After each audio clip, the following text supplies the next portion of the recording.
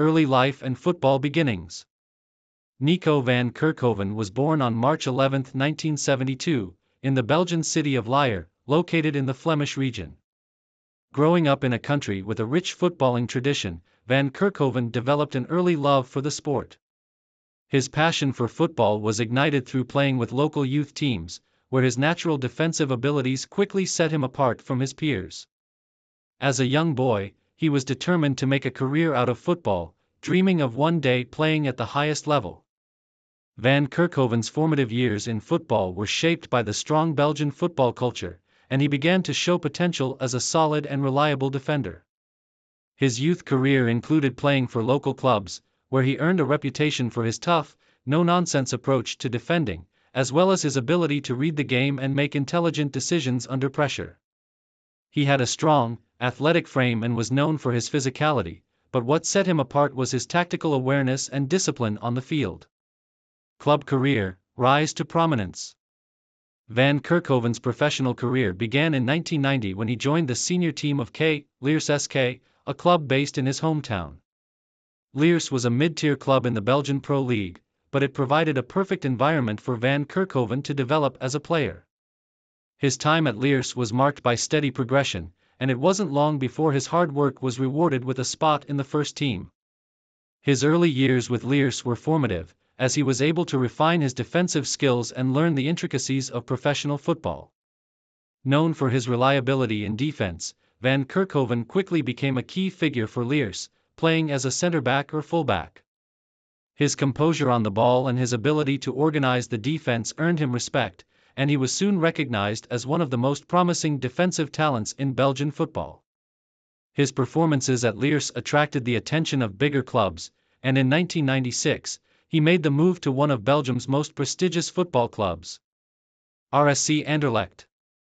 Moved to RSC Anderlecht, establishing himself as a top defender.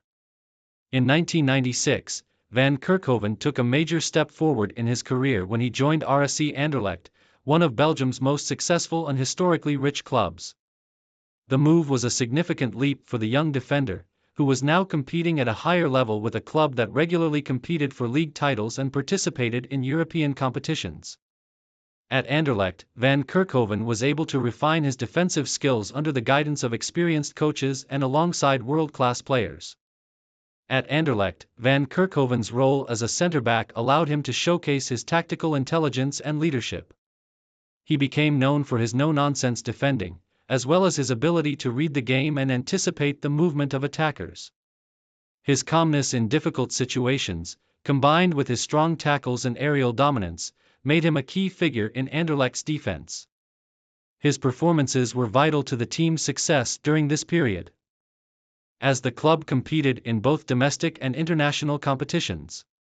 During his time at Anderlecht, Van Kerkhoven won several league titles, solidifying his reputation as one of Belgium's top defenders. He also played in numerous UEFA Cup and Champions League fixtures, gaining invaluable experience at the highest level of European football. His consistency and composure under pressure earned him the respect of both teammates and opponents alike, and he quickly became a mainstay in the team's defense.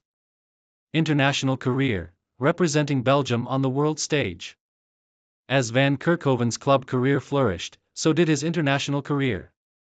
His performances at Anderlecht earned him a place in the Belgian national team, where he made his senior debut in 1996. Van Kerkhoven was selected for the Belgian squad for the 1998 FIFA World Cup qualifiers and was part of the squad for the 2000 UEFA European Championship, one of Belgium's most successful international campaigns. Known for his solid defensive abilities and leadership, Van Kerkhoven became a reliable presence in the Belgian defense, earning multiple caps for his country.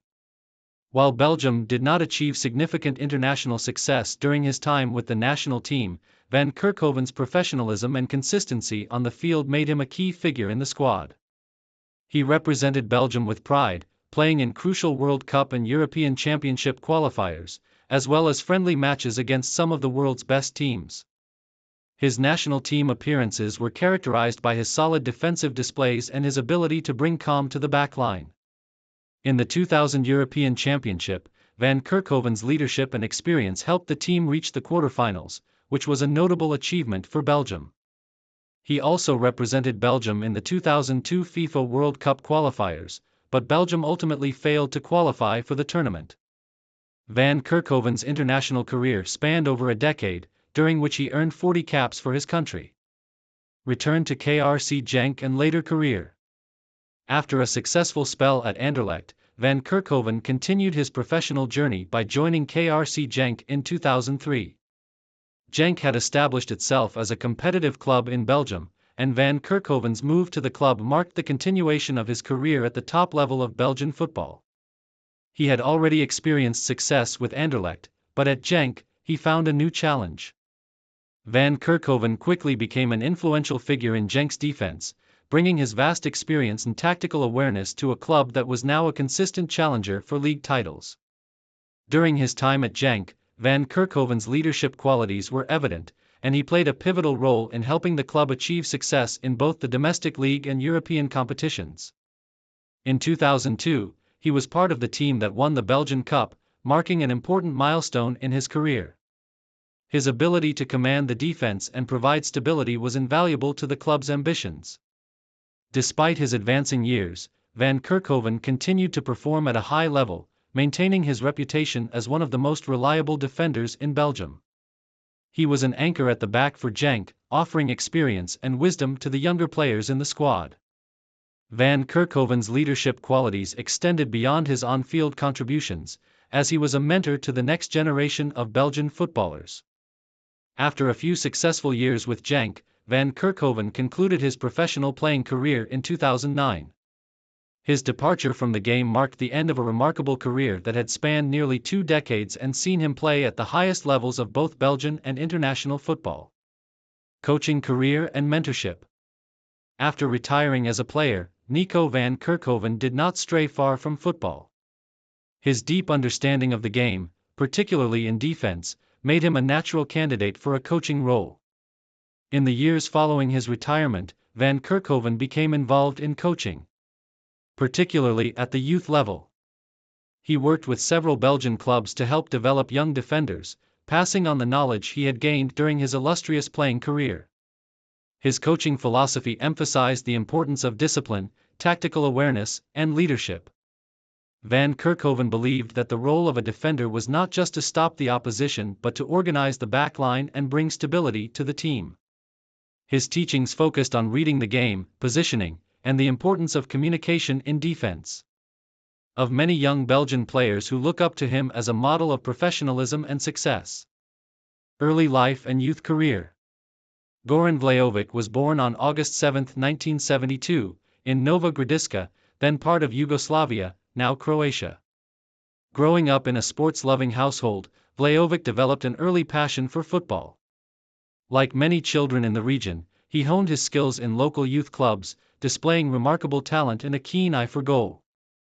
His natural ability and determination earned him a place in the youth academy of Dinamo Zagreb, one of Croatia's most prestigious football institutions. At Dinamo Zagreb, Vlahovic's development accelerated as he showcased his scoring prowess. His performances at the youth level signaled the arrival of a player destined for success at the professional level. Professional beginnings. Vlahovic made his senior debut with Dinamo Zagreb, then called HAK Gdańsk during the 1990s, in the 1990-1991 season. Even as a young player, his poise in front of goal and clinical finishing made him stand out. Over the next few seasons, Vlahovic established himself as a reliable striker and one of the Croatian league's most promising talents. His breakthrough came in the 1992-1993 season, during which he emerged as the league's top scorer, netting 22 goals. This feat earned him widespread acclaim and drew the attention of European scouts, marking him as one of Croatia's brightest young prospects during the early years of its footballing independence. Success with Croatia Zagreb. Vlahovic's time at Croatia Zagreb, now Dinamo Zagreb, further solidified his reputation. By consistently finishing as one of the league's leading scorers, he played a crucial role in the club's dominance in domestic competitions. His ability to score from a variety of positions, whether through precise headers, long-range strikes, or clinical one-on-ones, made him a versatile and feared forward. The early 1990s were a turbulent period in Croatia due to the Yugoslav wars, but football served as a unifying force. Vlahovic became a symbol of hope and pride for many Croatians during this time. Moved to Italy, Padova. In 1994, Vlahovic signed with Calcio Padova, a Serie A club in Italy. The move marked his first foray into one of Europe's top leagues. While Padova struggled to compete with Serie A's giants, Vlahovic's performances were commendable. Known for his tireless work ethic and knack for scoring, he became a crucial player for the team. Although Padova was relegated during Vlahovic's tenure, his individual displays caught the attention of larger clubs. His Italian stint helped him refine his game by competing against some of the best defenders in the world at the time. Golden era at Valencia. In 1996, Vlahovic joined Valencia CF in Spain's La Liga. This move marked the peak of his club career. At Valencia, Vlahovic became part of a squad brimming with talent and ambition. Over the next few seasons, he contributed significantly to the club's domestic and European campaigns. His ability to score in crucial moments made him a valuable asset for the team.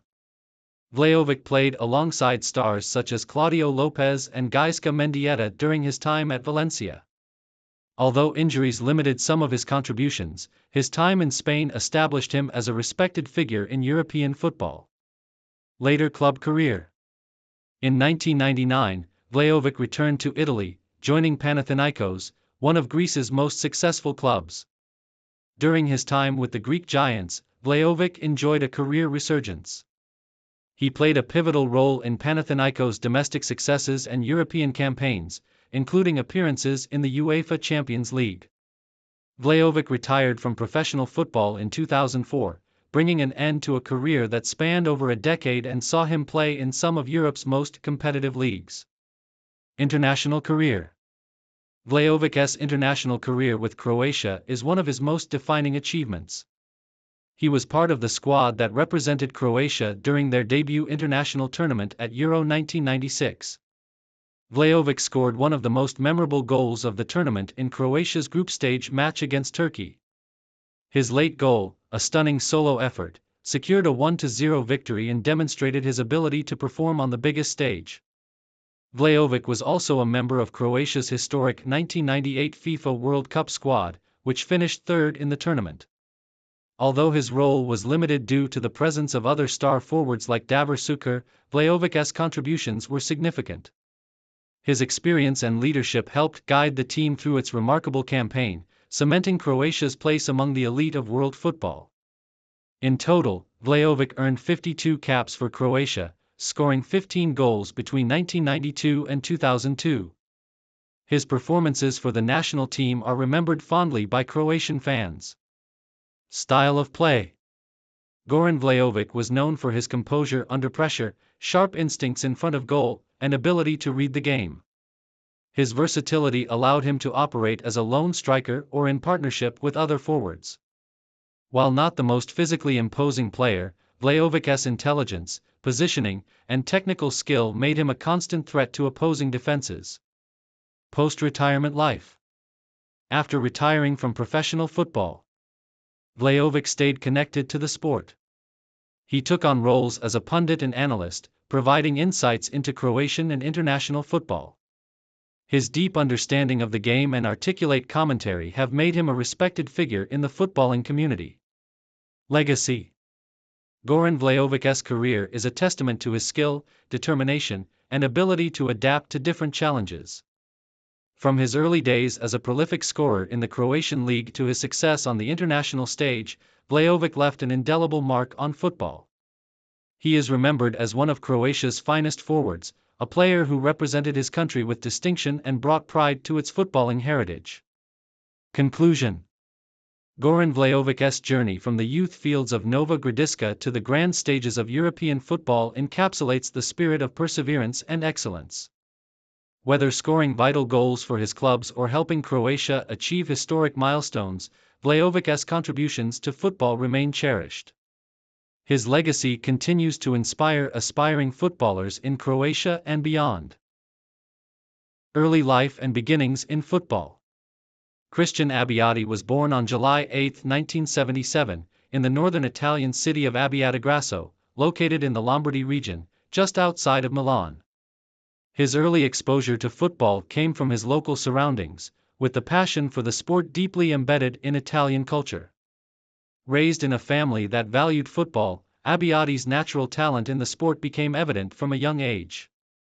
His early football experiences included playing for local youth teams, where his goalkeeping abilities began to stand out. Abbiati joined the Youth Academy of Milan, one of Italy's most prestigious football clubs, at just 13 years old.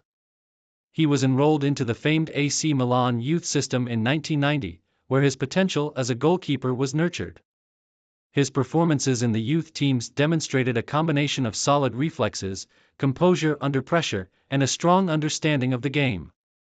Abbiati's dedication and development in Milan's youth ranks eventually led to a promotion to the senior squad. Early professional career and loan moves. Abbiati's first appearance in senior football came in 1998 when he made his Serie A debut for AC Milan.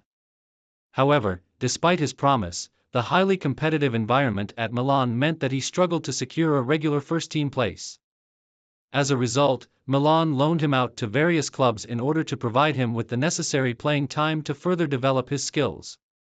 His first significant loan spell took him to the Italian club, Torino, during the 1999-2000 season. At Torino, Abbiati enjoyed more opportunities to play as a first-choice goalkeeper.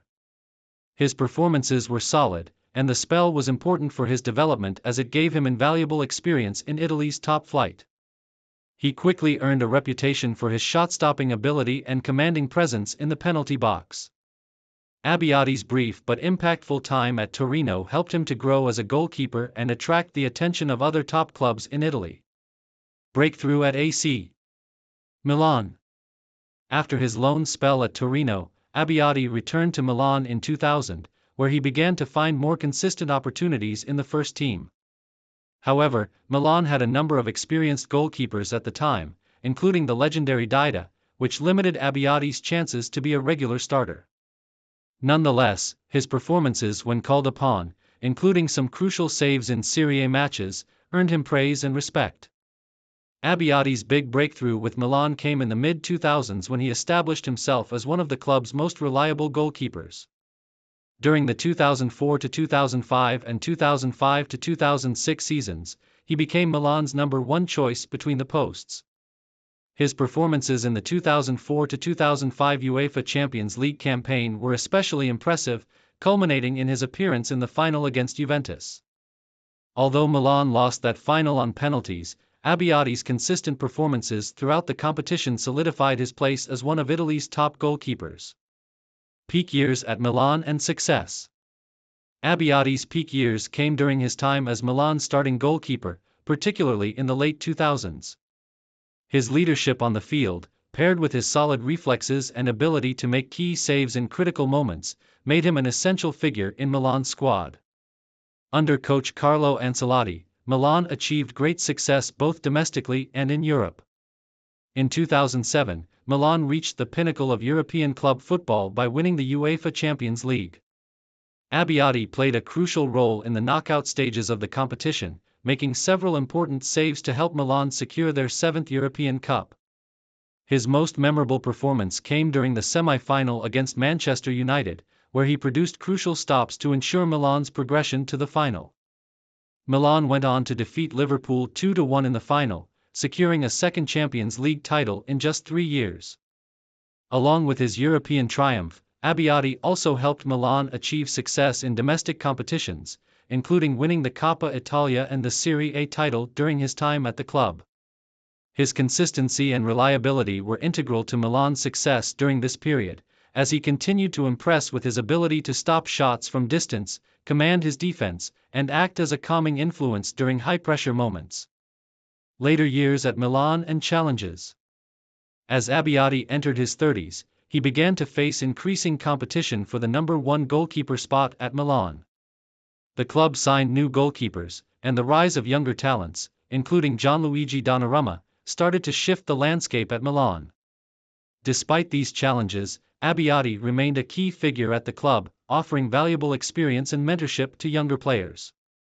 In the latter years of his career, Abbiati experienced some injury troubles that kept him out of the team for periods of time, yet he continued to make important contributions when fit. His final seasons at Milan saw him serve as both a starting goalkeeper and a reliable backup when necessary. Despite the competition for his spot, Abbiati's leadership and professionalism never wavered, and he remained a respected member of the team. International career. On the international stage, Abbiati was called up to represent Italy on several occasions, although he never fully established himself as the country's first-choice goalkeeper. He made his debut for Italy in 1999, earning a few caps over the years. Abbiati's international career was often overshadowed by the presence of other top goalkeepers like Gianluigi Buffon, who was the undisputed number one for Italy for many years. Nonetheless, Abbiati was always considered a reliable option whenever called upon, and his brief stints with the national team were marked by solid performances. Retirement and post-football career. Abbiati retired from professional football in 2016, bringing an end to a career that spanned over 20 years. His departure from the sport was met with admiration from fans and pundits alike, who praised his longevity, dedication, and consistency throughout his career. He retired having played more than 300 matches in Serie A. In addition to making numerous appearances in European competitions, including the Champions League and the UEFA Cup. After retirement, Abbiati transitioned into various roles within the football world. He briefly worked as an advisor for AC Milan, offering his expertise and insight to the club. Abbiati also continued to maintain a low profile in terms of his post-football career, occasionally making public appearances and offering commentary on football events. Legacy and impact. Christian Abbiati's legacy is that of a dependable and accomplished goalkeeper who played a crucial role in one of the most successful periods in AC Milan's history. While he may not have received the individual recognition of some of his contemporaries, Abbiati was an essential figure in the team's defensive line, contributing to their domestic and international triumphs. His career was defined by his consistency, his ability to perform in high-pressure moments, and his leadership on the pitch. Abbiati's influence extended beyond his individual performances, as he became a key figure in Milan's dressing room, offering valuable mentorship to younger players. Despite the changing landscape of Italian and European football, Abbiati's professionalism and dedication to the game left an indelible mark on the football world. Today, Christian Abbiati is remembered as one of Italy's most respected goalkeepers, and his achievements with AC Milan remain a testament to his skill, resilience, and commitment to the sport. Whether it was stopping a penalty in a crucial Champions League match or organizing the defense, Abbiati's presence between the posts was always a reassuring sight for Milan fans across the globe. Early life and football beginnings. Boris Živković was born on January 7, 1972, in Zagreb, Croatia, a city known for producing some of the best football talents in the region. Growing up in a country where football was the dominant sport, Živković was drawn to the game from an early age. His family, though not directly involved in football, supported his passion, and he soon began his training at local clubs. His footballing journey started at Dinamo Zagreb, the largest and most successful club in Croatia. Joining their youth academy at the age of 10, Živković quickly began to develop his skills as a central defender, known for his tactical awareness and composure on the ball. Dinamo Zagreb, which was an essential pillar in Croatian football during the early 1990s, provided Živković the perfect platform to learn and grow as a player. In 1990, at the age of 18, Živković made his senior debut for Dinamo, marking the beginning of his professional career. His early performances demonstrated a combination of physicality, technical skill, and an ability to read the game. He was a promising young talent, with the potential to go on to bigger things in European football. Rise to prominence, the move to Germany. In 1993, after making a name for himself at Dinamo Zagreb, Živković moved to Germany, signing with 1. FC Kaiserslautern, a club competing in the Bundesliga, one of Europe's top leagues.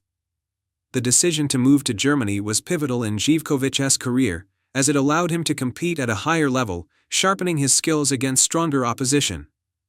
At Kaiserslautern, Živkovic's defensive abilities were on full display. He was a regular starter, and his consistency and performances quickly earned him recognition as one of the Bundesliga's finest defenders. Playing alongside legendary players, such as Andreas Brehme and Maurizio Godino, Živković developed into a well-rounded centre-back, capable of reading the game with exceptional precision. His excellent positional sense and leadership qualities made him a key player in the defensive lineup. Živkovic's time in Germany saw him achieve notable successes, including helping Kaiserslautern win the 1997 DFB Pokal, German Cup. During his stint in Germany, Živković became known as a reliable and steady centre-back, respected by both his teammates and opposition for his tough tackling, aerial ability, and leadership on the pitch. International success. Croatian national team. During his time at Kaiserslautern, Živković began to make his mark on the international scene, earning call-ups to the Croatian national team. Having represented Croatia at youth levels, Živković made his senior debut in 1994, just 2 years after the country's independence and formation of the national team. Croatia's national team was going through an exciting period, with several talented players, including Davor Šuker, Zvonimir Boban, and Slaven Bilic, starting to form a competitive team. Živković played a pivotal role in Croatia's successful 1996 UEFA European Championship campaign, which saw them reach the quarter-finals. His defensive skills were a vital asset for the team, as he contributed to Croatia's solid defensive structure. Despite their exit from the tournament, Živkovic's performances helped him become a regular fixture in the national team for years to come. The 1998 FIFA World Cup was a significant milestone in both Živkovic's career and Croatian football history. Croatia, having emerged as a football powerhouse after just a few years of independence, finished in a remarkable third place. Živković, alongside defenders like Slaven Bilic and Igor Stimac, formed a rock-solid defensive partnership that allowed Croatia to make a deep run in the tournament.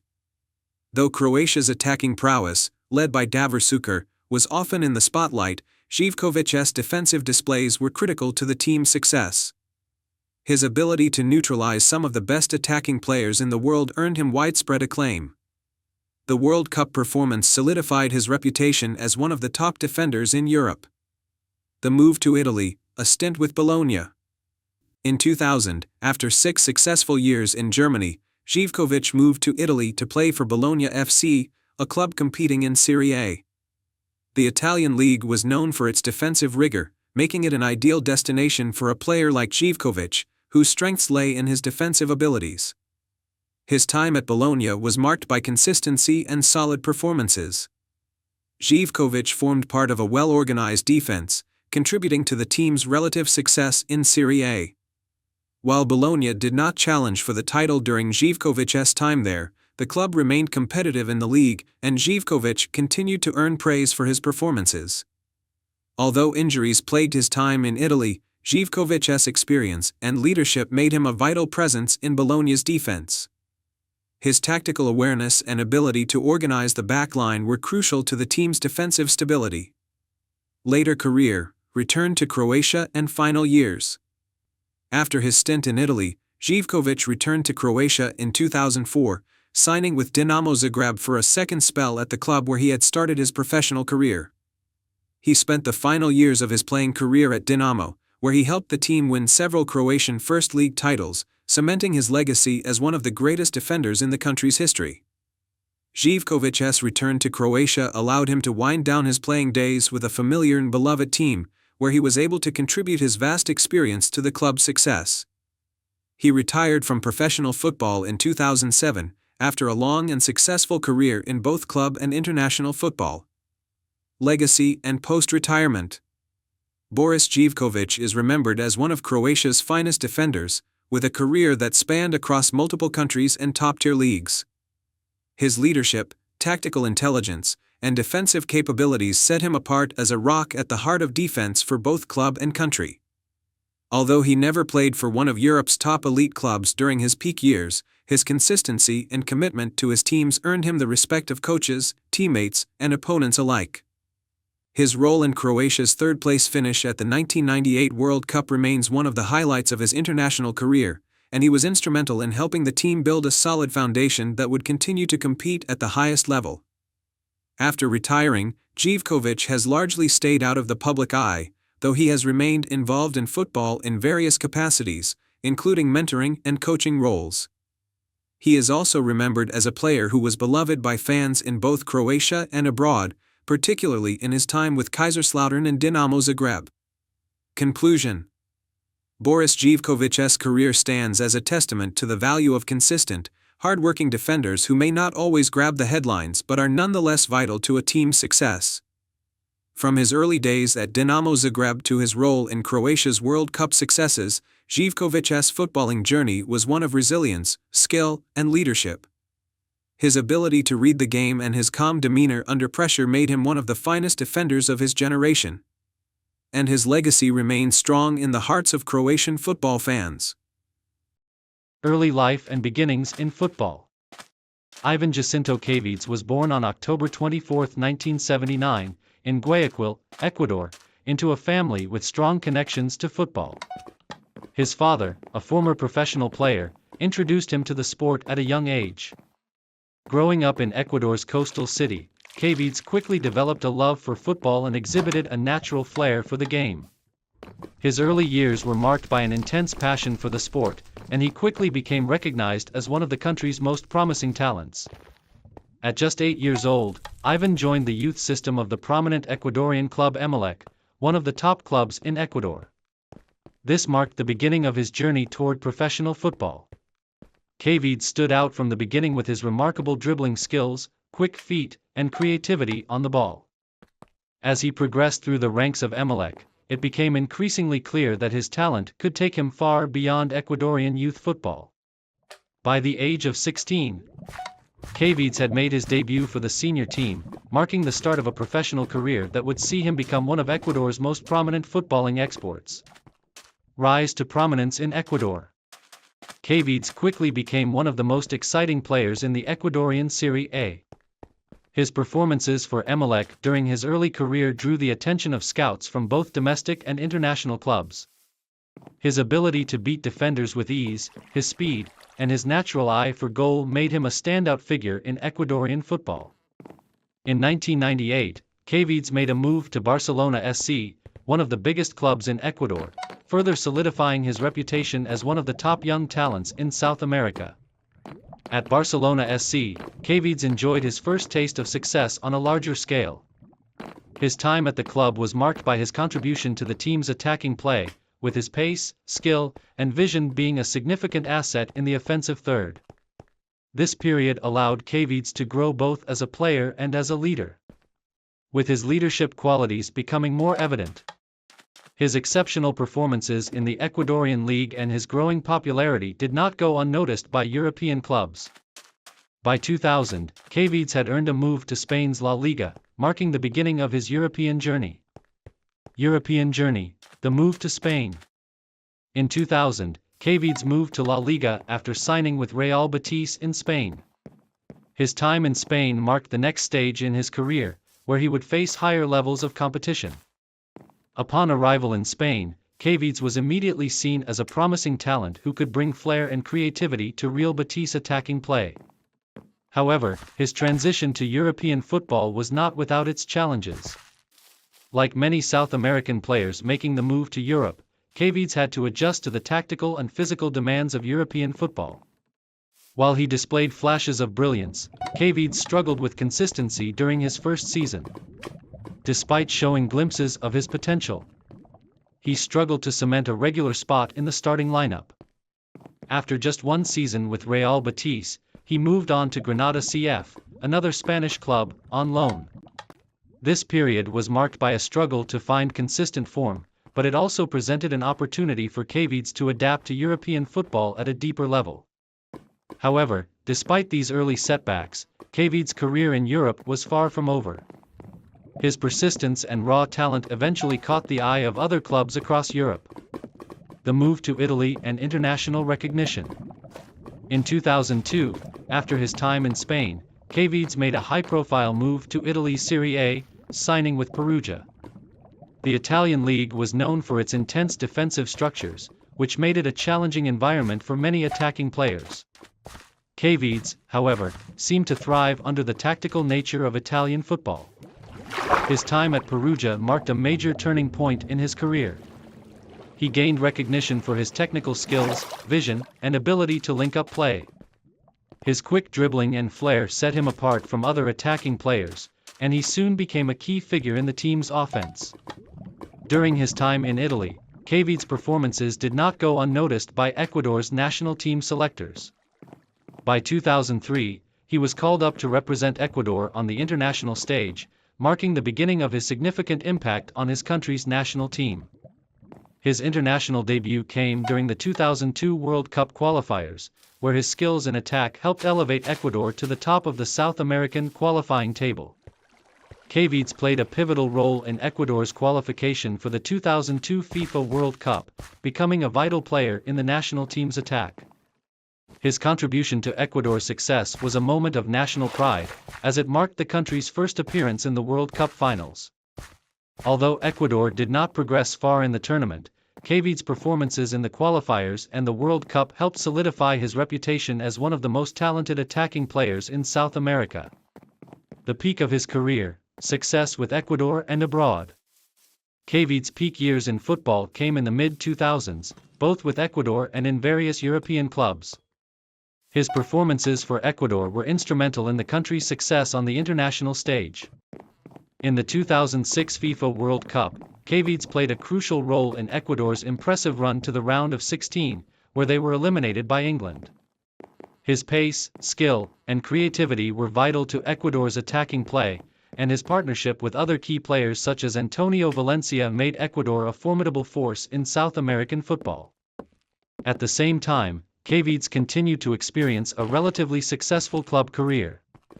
His time with Perugia and later Genoa in Italy, and short stints with other European clubs like Alemannia Aachen in Germany, proved that he was capable of competing at the highest level of club football.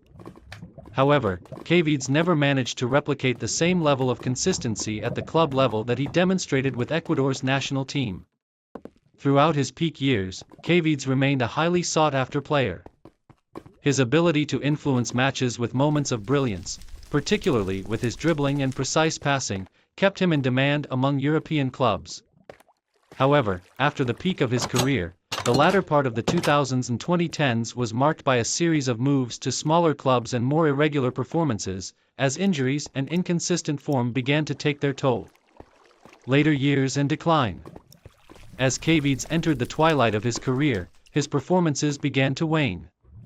Injuries, combined with the demanding nature of top-flight football, led to his decline in form.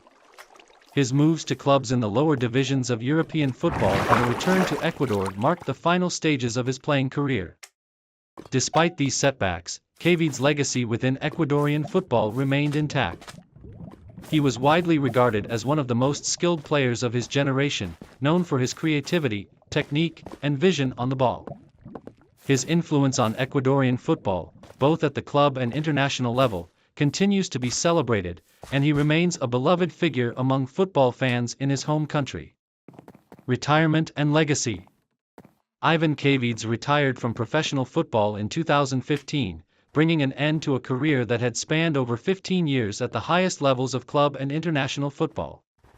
While his later years were marred by injuries and less prominent performances, his early career achievements and his role in Ecuador's rise on the international football stage left a lasting impact on the game. After retiring, Kvyat has remained involved in football, occasionally participating in charity matches and serving as an ambassador for various football initiatives in Ecuador. His story is one of overcoming early struggles and rising to prominence on the world stage, becoming an integral part of one of Ecuador's most successful national teams. Kvyat will forever be remembered as a gifted and charismatic player whose skill and flair on the ball captured the hearts of fans around the world. His legacy lives on as a symbol of Ecuadorian footballing excellence, and he remains a source of inspiration for young players aspiring to follow in his footsteps. Versatility. Teddy Lucic, born on January 28, 1976, in Sundsvall, Sweden, is a former professional footballer who earned a reputation for his tough, no-nonsense defending and his ability to play across various defensive positions. Known for his physicality, leadership, and adaptability, Lucic carved out a successful career in both Swedish and international football. Over the years, his dedication and versatility earned him a place in the hearts of football fans and made him a respected figure in the world of Scandinavian football. Early life and football development. Teddy Lucic was born to Bosnian parents, and his early years in football were marked by his association with youth football in Sundsvall, where he joined the local club GIF Sundsvall. Growing up, Lucic developed an early love for the game, and his athleticism and natural defensive abilities set him apart as a promising young player. His early coaches recognized his physical presence on the field, and his desire to improve and compete at a higher level fueled his determination to succeed. At GIF Sundsvall, Lucic quickly advanced through the ranks of the club's youth system. By the age of 16, he had made his first team debut, a testament to his rapid development. He soon became a fixture in the squad, playing with passion and discipline, making it clear that he was destined for greater things in Swedish football. Career beginnings, GIF Sundsvall and move to Östers IF.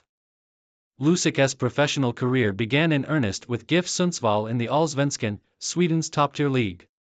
During his early years at the club, he established himself as a reliable central defender, combining his physicality with a smart reading of the game.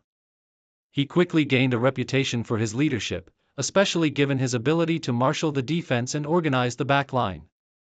After several seasons with GIF Sundsvall, Lucic made the move to Östers IF, another Swedish club in the Allsvenskan. It was at Östers IF that Lucic truly began to hone his defensive skills and gain wider recognition within the Swedish football community. His solid performances in Sweden's top division earned him the attention of scouts from other clubs, both in Sweden and abroad. The peak of Lucic's career, international success and move to Italy. By the early 2000s, Teddy Lucic had become one of Sweden's most dependable defenders, and his consistent form led to a move abroad. In 2002, he signed for Torino FC, an Italian football club playing in Serie A. This was a major step in his career, as it marked his entry into one of Europe's most competitive leagues. Playing in Italy's top league helped Lucic develop a deeper understanding of tactical football and refine his skills in a more technical and fast-paced environment. His time in Italy was marked by several highlights, including playing alongside some of the top talents in European football. Lucic's versatility in defense, able to play as a central defender or a fullback, was highly valued by his managers at Torino, and he quickly adapted to the demands of Italian football.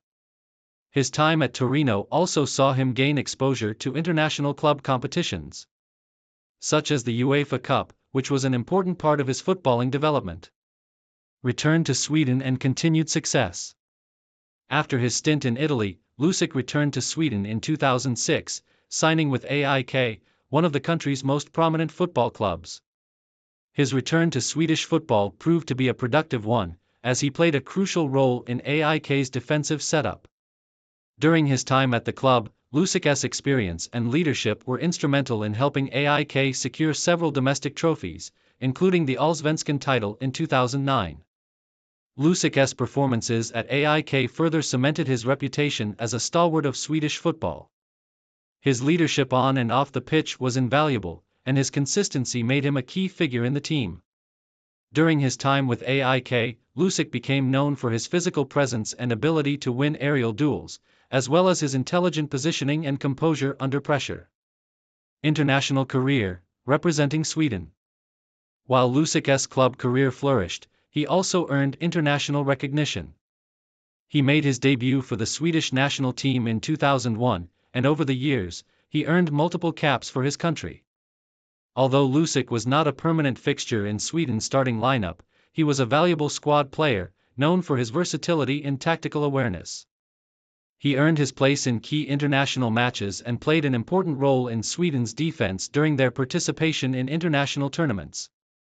One of Lucic's most notable contributions to the national team came during Sweden's participation in the UEFA Euro 2004. Though Sweden did not make it past the quarterfinals, Lucic was part of a defensive unit that played with discipline and organization. His experience at the international level contributed to the overall cohesion of the Swedish defense, and he remained a respected figure within the national setup. Main achievements. Allsvenskan titles. Lušić won the prestigious Allsvenskan title with AIK in 2009. Domestic success in Italy, though his time at Torino was relatively brief. Lušić's performances in Serie A against some of Europe's top clubs helped raise his profile as a solid and dependable defender. International experience. Lušić represented the Swedish national team in several international matches, earning multiple caps over the course of his international career. UEFA Cup experience. Playing in the UEFA Cup with Torino provided Lušić with valuable European competition experience, enhancing his reputation as a reliable defender at the highest level. The later years, final years in Sweden and retirement. As Lušić reached his 30s, he continued to play at a high level, but his role began to evolve. In 2012, after a decade-long successful career in Sweden, Italy, and abroad, Lušić decided to call time on his professional playing career. His last playing years were spent with Östers IF, the club where he began his career. He made the decision to retire from playing, having achieved everything he set out to in his career. Following his retirement from playing, Lušić transitioned into a career in football management and coaching, eager to impart the vast knowledge and experience he had accumulated throughout his playing days. He began working with various youth teams and academies, where his leadership and tactical understanding were valued. He aimed to develop the next generation of players, just as he had once been mentored by experienced coaches during his own career. Legacy. Teddy Lušić's legacy in Swedish football is one of versatility, resilience, and leadership. His consistent performances for both AIK and Torino, along with his leadership of Sweden's national defense, have ensured that he will be remembered as one of the key defenders of his generation. His tactical awareness and his ability to excel in different defensive roles made him an asset to every team he played for. Although he did not achieve widespread fame beyond Scandinavia, his influence within the teams he played for and the respect he earned from teammates and opponents alike ensure that his place in Swedish football history is secure. Whether playing in Sweden, Italy, or internationally, Lušić's commitment to the game and his ability to rise to the occasion in critical moments remain hallmarks of his career. Early life and beginnings. Daniel Vitteri was born on December 17, 1982, in Esmeraldas, a coastal city in northern Ecuador. Growing up in a region where football is the primary sport, Vitteri developed an early passion for the game. His father, who was an avid football fan, encouraged him to play from a young age. Vitteri's love for football was nurtured on the streets of Esmeraldas, where he played in local pickup games, honing his skills as a goalkeeper. As a child, Vitteri quickly caught the attention of local coaches due to his quick reflexes, shot-stopping ability, and natural understanding of the game. His ability to command the box and make crucial saves set him apart from many of his peers.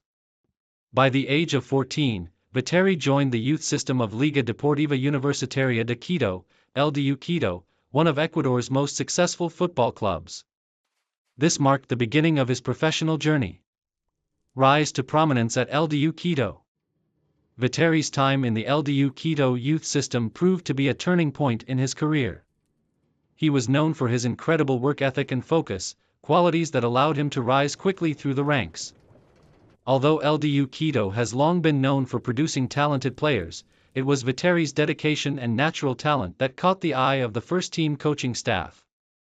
By 2001, at the age of 19, Vitteri made his debut for LDU Quito in the Ecuadorian Serie A, the top tier of Ecuadorian football.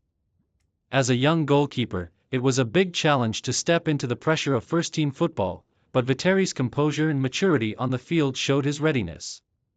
He spent several years as a backup goalkeeper before establishing himself as a key figure in the team.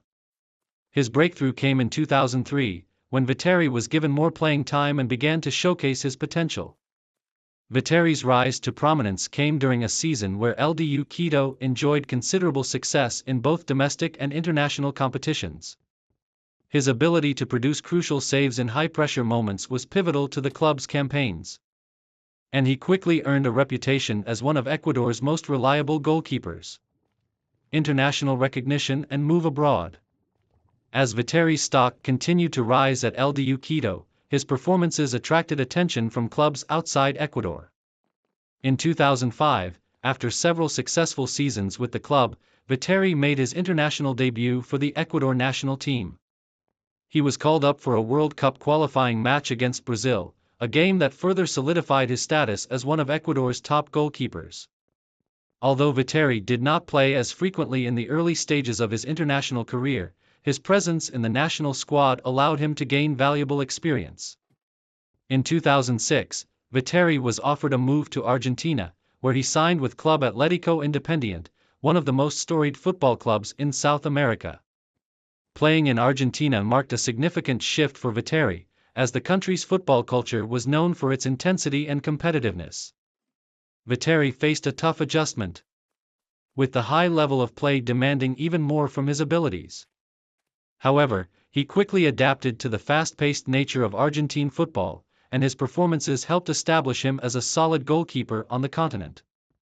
His time in Argentina was marked by steady progress, and while he did not always enjoy regular starting appearances, Viteri was regarded as a dependable backup. His experience playing in Argentina's Primera División helped him develop as a player, and his performances earned praise from both his teammates and coaches. Career peak and main achievements. Viteri's most successful years came during his time at LDU Quito, where he cemented his legacy as one of Ecuador's finest goalkeepers. After returning to Ecuador in 2007, Viteri became the starting goalkeeper for LDU Quito and helped guide the club to some of its most significant triumphs in the club's history. One of Viteri's most notable achievements came in 2008 when he helped LDU Quito win the Copa Libertadores, South America's most prestigious club competition. It was a historic moment for both the club and the country, as LDU Quito became the first Ecuadorian team to win the coveted title. Viteri played an instrumental role in the tournament, making key saves during the knockout rounds and helping to secure the team's victory. His performance in the final against Fluminense in Rio de Janeiro was crucial, as he made a number of important saves to keep LDU Quito in the game. In addition to the Copa Libertadores, Viteri also helped LDU Quito win the Copa Sudamericana in 2009, another significant international title for the club. During these years, he established himself as one of Ecuador's top goalkeepers, admired for his reflexes, commanding presence in the box, and leadership qualities. His exceptional performances in both domestic and international competitions earned him accolades from fans and pundits alike. Domestically, Viteri's efforts contributed to LDU Quito's dominance in the Ecuadorian Serie A. The team won multiple league titles during his tenure, and Viteri's solid performances between the posts played a pivotal role in securing these successes. His consistent performances earned him recognition as one of the best goalkeepers in Ecuadorian football history. Challenges and international career. Despite his club success, Viteri's international career with Ecuador was marked by competition for the number one goalkeeper spot. In the national team, he faced stiff competition from other highly regarded goalkeepers, including Maximo Banguera and Damian Lanza. As a result, Viteri's appearances for Ecuador were somewhat limited during the 2000s and early 2010s. However, Viteri remained a dedicated and professional member of the national team throughout his career. He earned a reputation as a reliable backup and was often called upon for World Cup qualifiers and international friendlies. His time with the national team saw him make appearances in important tournaments, including the Copa America. Though he never played in a World Cup, Viteri's involvement in Ecuador's national team during crucial World Cup qualification campaigns contributed to the team's competitive edge. He was also an important figure in the dressing room, providing experience and leadership to younger goalkeepers and players alike. Later years and retirement. In the later stages of his career, Viteri transitioned back to domestic football in Ecuador. After leaving Independiente in 2009, he rejoined LDU Quito, where he spent the remainder of his playing career. His experience and leadership were invaluable to the club, and while his role became more of a mentor to younger players, he continued to contribute to the team's success. By 2015, Viteri announced his retirement from professional football. Having played for over a decade at the top level, his decision to retire was one made with respect to his physical condition and the future of the next generation of Ecuadorian goalkeepers. His final years in football were spent giving back to the game, mentoring younger goalkeepers, and working with youth development programs. Luis Hernandez, often referred to by his nickname El Matador, was born on November 22, 1977, in Guadalajara, Jalisco, Mexico. From a young age, Hernandez exhibited a passion for football, and his talent was quickly recognized by those around him.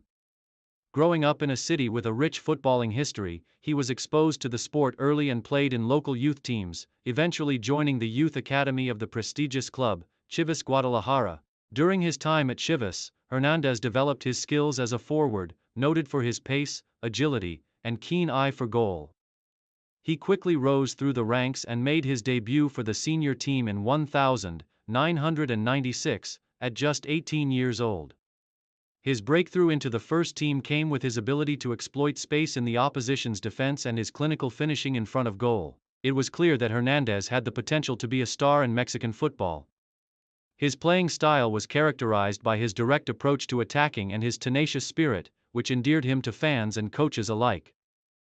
Rise to prominence with Club Deportivo Guadalajara. Luis Hernandez's rise to prominence in Mexican football came as a result of his outstanding performances for Chivas, where he cemented his place as one of the team's most talented strikers. His time at Chivas was marked by significant contributions to the team's success, including helping the club win the 1997 Copa de Oro. The tournament was a turning point in Hernandez's career, as his performances on the big stage captured the attention of national selectors and club teams across Mexico. During his years at Chivas, Hernandez became known for his work ethic, ability to score goals, and his leadership qualities on the pitch. His performances in Liga MX saw him consistently ranked among the top goal scorers, and his reputation grew beyond Mexico's borders. By the late 1990s and early 2000s, Hernandez had solidified himself as one of Mexico's top strikers and one of the premier players in Liga MX. His combination of physicality, speed, and composure in front of goal made him a difficult player for defenders to handle. Career peak and international recognition. Luis Hernandez's career peak came during the early 2000s when he received international recognition for his contributions to both Chivas Guadalajara and the Mexican national team. His performances at club level earned him a place in Mexico's squad for the 2002 FIFA World Cup, one of the defining moments of his career.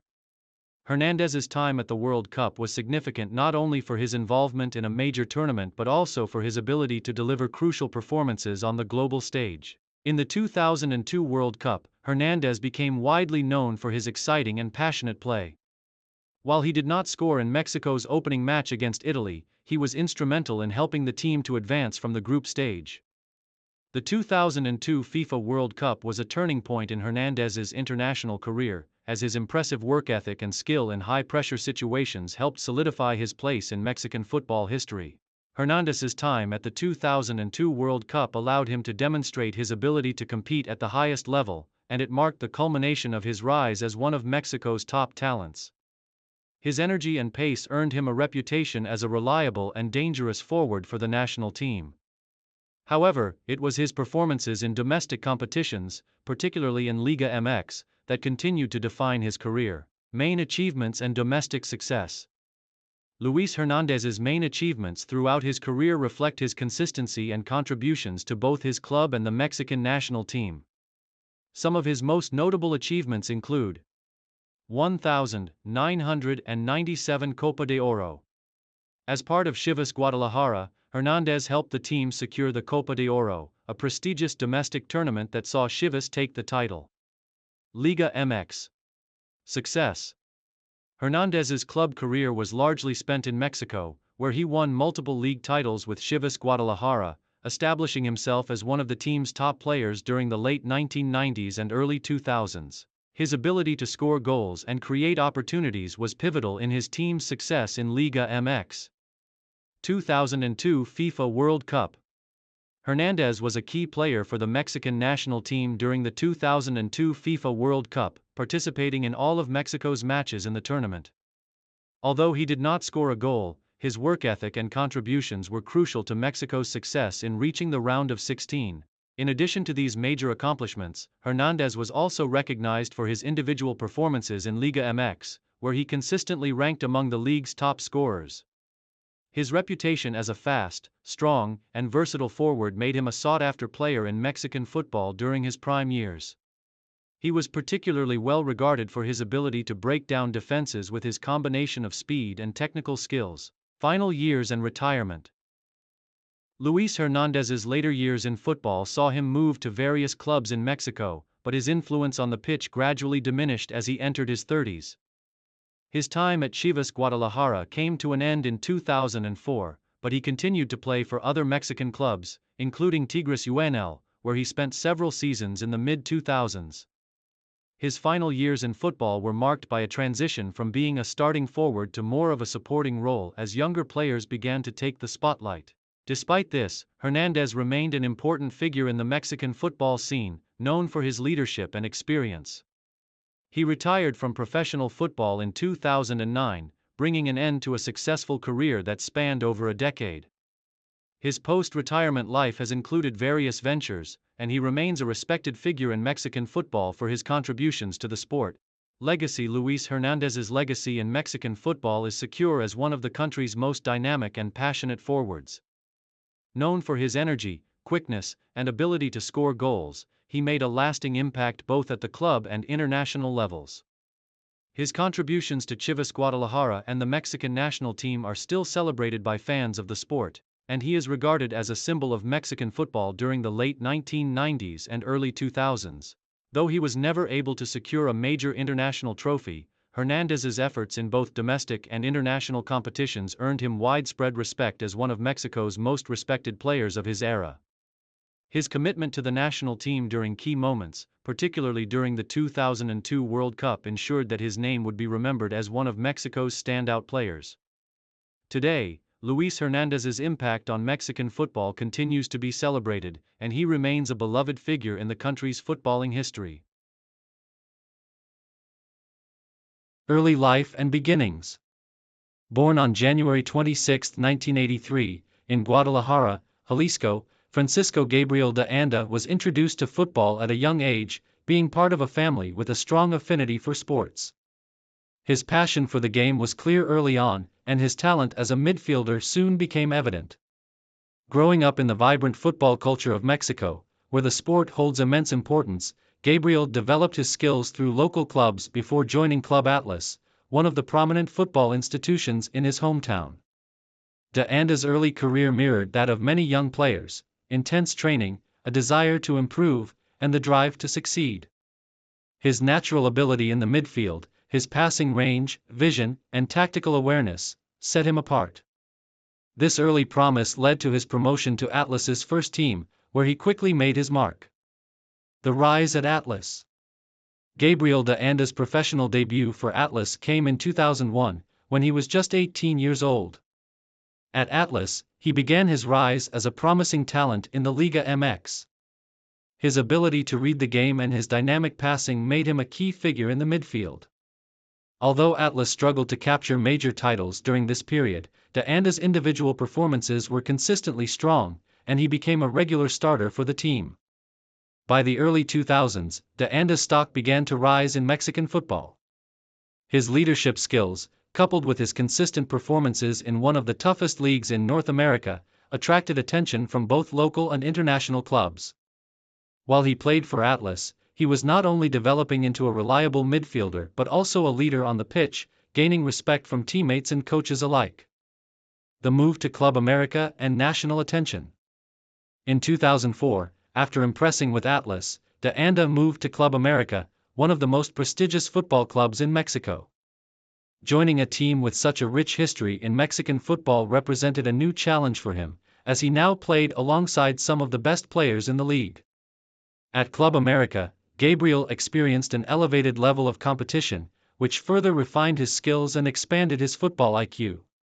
His time at Club America was marked by notable successes. Though he played in a more competitive environment, his performances were still top-tier, and his style of play became even more polished. He was known for his impressive vision on the field, being able to control the pace of the game and distribute passes effectively. This level of play earned de Anda more national exposure, and his reputation as a top Mexican midfielder grew significantly.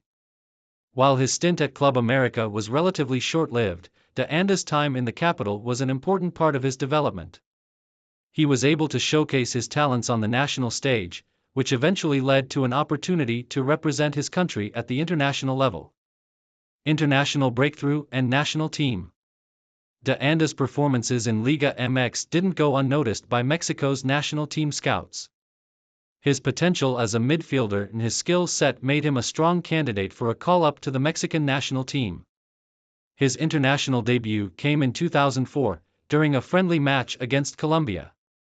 Although it was early in his career, De Anda's performance caught the attention of then national coach Ricardo La Volpe. In the following years, De Anda's role in the national team expanded, earning him spots in various CONCACAF tournaments and friendly matches. His involvement with the national team allowed him to experience international football, a step that significantly improved his understanding of the game. Over the years, he represented Mexico in various international competitions, including the CONCACAF Gold Cup. Despite facing tough competition for his position, De Anda remained a reliable option for the national team, and his versatility allowed him to play both as a central midfielder and as an attacking option. However, he never became a regular starter in major tournaments, which limited his appearances in key competitions, like the FIFA World Cup. Moving to other clubs, the later years. After his time at Club America, De Anda moved to several other teams in Liga MX, including Atlante, Veracruz, and Monterrey. These moves came as part of De Anda's quest for more consistent playing time and a chance to contribute to clubs with varied expectations and footballing philosophies. At Atlante, De Anda had the opportunity to play in an environment that focused on a blend of youth development and professional football. His leadership and experience were invaluable, especially in the latter stages of his career. Throughout his time at Veracruz and Monterrey, De Anda continued to play an important role as a midfielder with tactical awareness, capable of controlling the game tempo. Retirement and transition to coaching.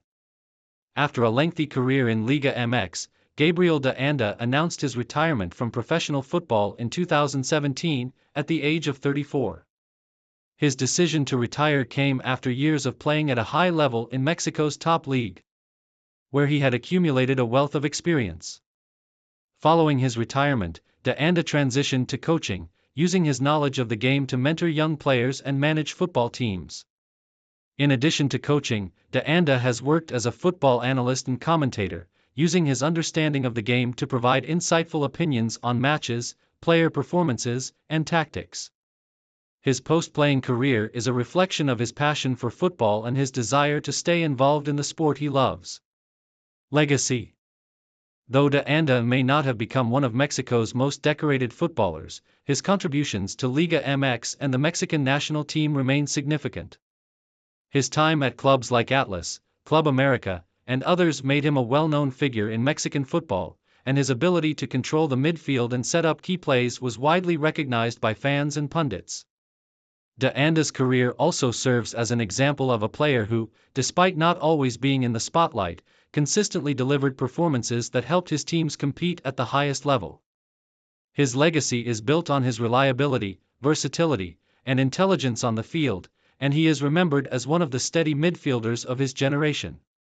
As a coach, Gabriel De Anda continues to share his knowledge with the next generation of players, ensuring that his impact on Mexican football lives on even after his retirement as a player. Whether through his on-field accomplishments or his current role in the sport, De Anda's contribution to Mexican football will not be forgotten. Early life and beginnings. Born on August 18, 1971, in Gärde, Sweden, Patrik Andersson grew up surrounded by football culture. His father, Roy Andersson, was a former Swedish international, and Patrik inherited the passion and talent for the game. Nicknamed Gärde after his hometown, Patrik started his football journey at a young age, showing promise as a central defender. Andersson began his professional career with Malmö FF, one of Sweden's premier clubs. Making his debut in the Allsvenskan during the late 1980s, he quickly became known for his calmness under pressure and exceptional reading of the game. His performances at Malmö paved the way for a move abroad, marking the beginning of a successful international career. Rise to prominence in Europe. In 1992, Anderson joined Servette FC in Switzerland, where he gained experience in European football.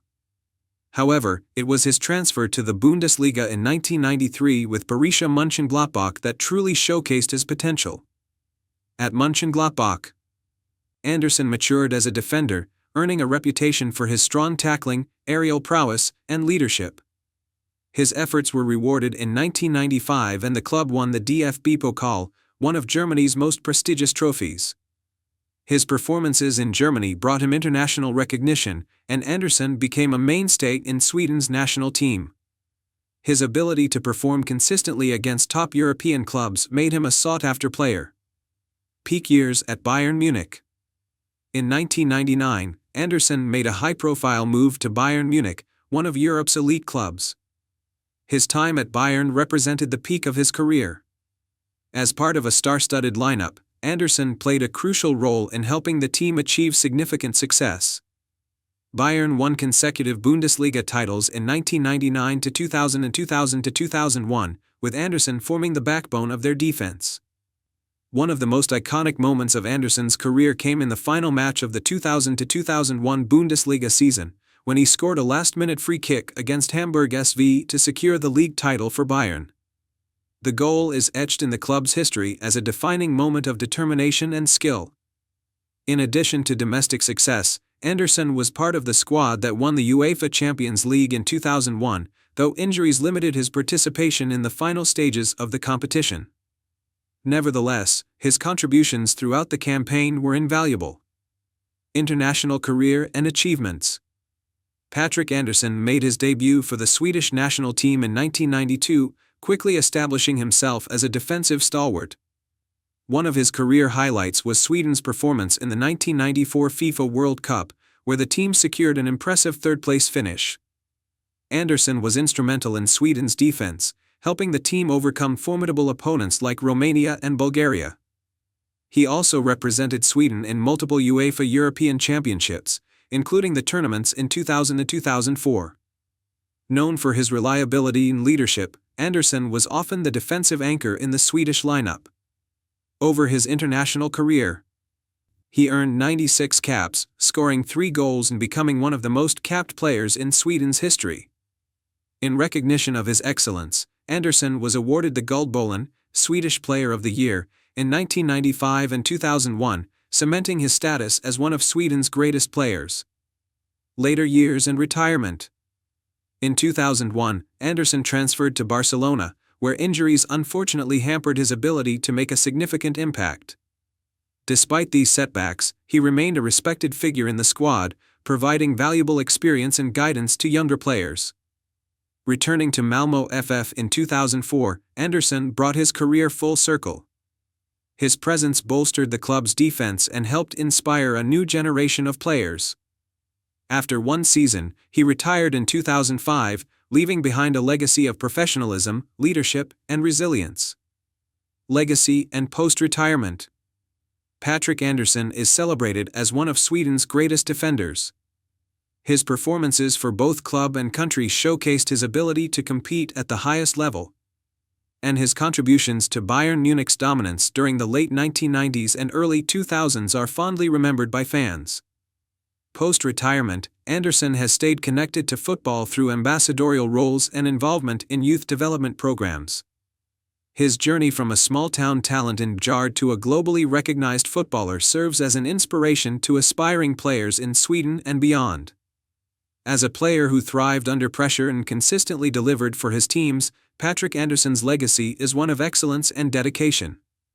His contributions to Swedish football remain an enduring source of pride for fans across the country.